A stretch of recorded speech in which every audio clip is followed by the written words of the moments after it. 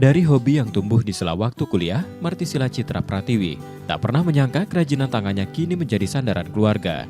Di rumahnya di Jalan Nurhadi 3, Pelaju Palembang, ia mengolah manik-manik, benang, dan flanel menjadi gelang, kalung, gantungan kunci, bunga hias, hingga kotak tisu. Semuanya dibuat sendiri dengan ketelatenan yang ia pelihara sejak 2014.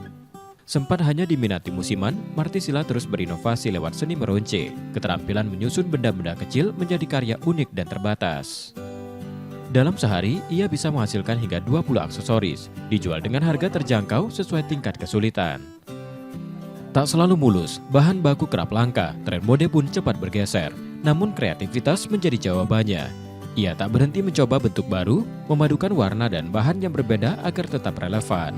Kiatnya itu jangan berhenti untuk berinovasi, karena setiap kerajinan tangan khususnya itu selalu mengutamakan kreativitas dan terus berkembang dari hari ke harinya. Jadi jangan pernah stuck di satu posisi atau di satu mode, tapi mengikuti perkembangan zaman.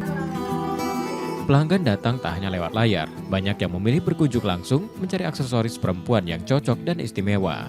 Kenapa di sini? Karena di sini bisa custom. Jadi kalau kita ada kemauan pengennya kayak gini, terus ownernya menyanggupin bikinnya.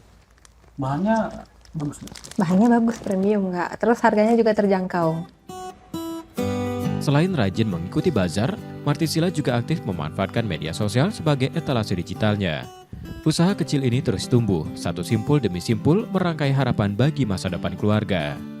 Purwantoro, Kompas TV, Palembang, Sumatera Selatan.